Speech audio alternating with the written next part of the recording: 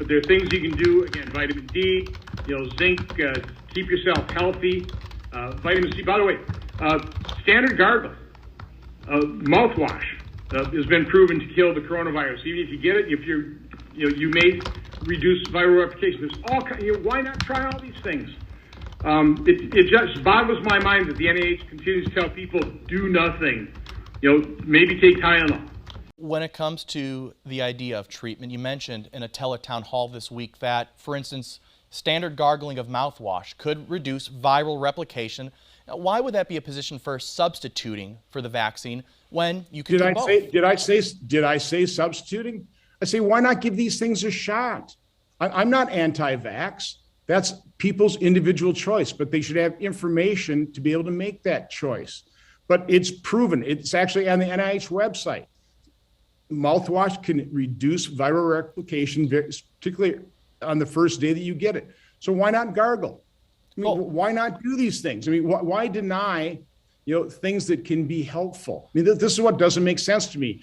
A single-minded approach, only relying on the vaccines when there are other ways of mitigating the disaster, the tragedy that is COVID. Listerine's own website says it is not intended to prevent or treat COVID-19, though, and you've questioned vaccines earlier in the pandemic, saying we don't know enough yet to make these wide recommendations. We don't know enough about the vaccine.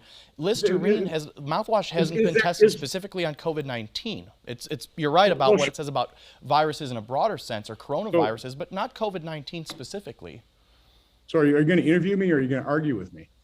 So again, the fact of the matter is, published on the NIH website shows a study that the ingredients in most standard mouthwashes do help prevent viral replication. Again, not totally prevent, but it's helpful. Why not gargle and help mitigate some of the harm? So somehow, these Republicans will tout hydroxychloroquine, they'll tout ivermectin, they'll tout disinfectant, they'll tout Listerine, they will tout everything other than the thing that is the actual vaccine. If you were wondering just how far Republicans are willing to go in their politicization of this virus, they're now working their way through the mouthwash section at the supermarket instead of just acknowledging the fact that we have a vaccine that is literally saving the lives of virtually everyone who takes it. Think about it. Imagine if you were locked out of the house and your roommate comes back home and he says, hey man, don't worry about it, here's the key. And you were like, yeah, but maybe we could climb in through the window.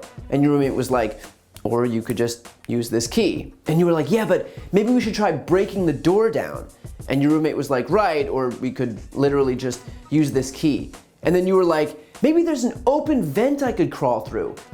We have a vaccine. We don't need to sit here and pretend that gargling Listerine might kill COVID when the literal solution is already in front of us. It is free, it's readily available, it's monumentally effective, and it saved the lives of virtually everyone who's taken it. If you're out there opining on COVID solutions and you're not harping on the vaccine first and foremost, then you're not really working in the best interest of the people that you're talking to. And keep in mind, while Ron Johnson's making his way through Walgreens in search of anything to protect from COVID other than the thing that's actually proven to protect from COVID, that Johnson himself has been a central figure in spreading disinformation about that very vaccine. He's come out and fear-mongered about a, quote, small minority that are suffering severe symptoms, pointing to the number of deaths in the Federal Vaccine Adverse Events Reporting System, or VAERS, despite the fact that none of the reports submitted are even vetted.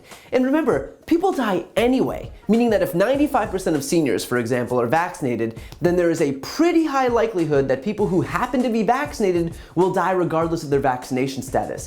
Even the CDC itself found no causal link whatsoever between the vaccine and these deaths. So someone dying at some point after getting vaccinated doesn't automatically mean it was the vaccine that killed them. It means that if almost all older Americans are vaccinated, then you will inevitably have people who die who are also vaccinated. It may very well mean that it was their time because sadly, at some point, people are going to die. Johnson would go on to repeat these debunked warnings on right-wing radio shows using the old Tucker Carlson defense of just asking the questions. He's not saying people are dying en masse from the vaccine, he's just asking questions. The implication, of course, being that the questions seem like answers to their viewers, while Ron Johnson still gets to claim plausible deniability. Convenient, huh? In one more interview with another conservative radio host, Johnson said, quote, "The science tells us that vaccines are 95% effective, so if you have a vaccine, quite honestly, what do you care if your neighbor has one or not? I mean, what's it to you? You got a vaccine and science is telling you that it's very, very effective, so why is this big push to make sure everybody gets a vaccine?" The reason, which is painfully obvious at this point, is that when people aren't vaccinated, that's how we get mutations, which may eventually be resistant to the existing vaccines. That's how we get community spread among the people who might not be able to take the vaccine for health reasons.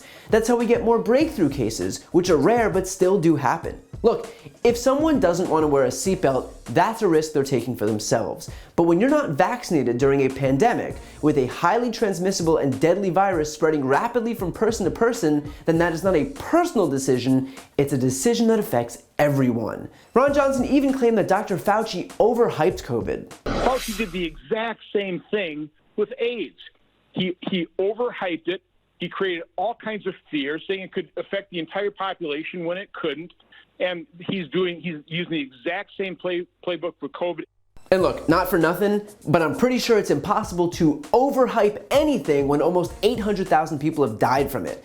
This is the deadliest mass casualty event in US history. There's quite literally no way to overhype an event like that, no matter how desperately Ron Johnson is trying to sweep it under the rug. Those are just a few examples, but in all of those and more, Johnson's intent is clear. It's to sow distrust, to sow skepticism in the vaccine. Why? Because Donald Trump and the Republican Party have planted their flags as the anti-vax party, and because everything is a polarizing issue now, because everything is a fight, even a vaccine during a pandemic, well, the partisan hacks like Ron Johnson are going to come out and say whatever they can to sow distrust. Granted, most of them, if not all, are getting vaccinated themselves because they clearly understand the benefits of the vaccine, but when it comes to their public statements, when it comes to the health of their constituents and their supporters, well, suddenly there are concerns, and COVID's probably not that dangerous, and it's being overhyped. They'll protect themselves, but when it comes to you, less important.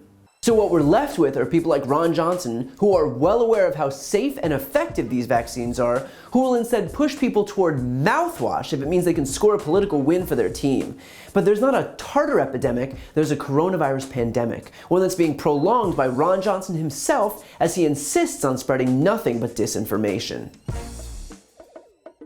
To see more videos like this, click the subscribe button right here on this screen. And if you want to support my work, subscribe to my podcast, No Lie with Brian Tyler Cohen. I cover the most important stories each week, and my guest is always one of the top political figures, including Vice President Kamala Harris, Jen Psaki, Elizabeth Warren, Pete Buttigieg, Nancy Pelosi, Katie Porter, Cory Booker, and so many more.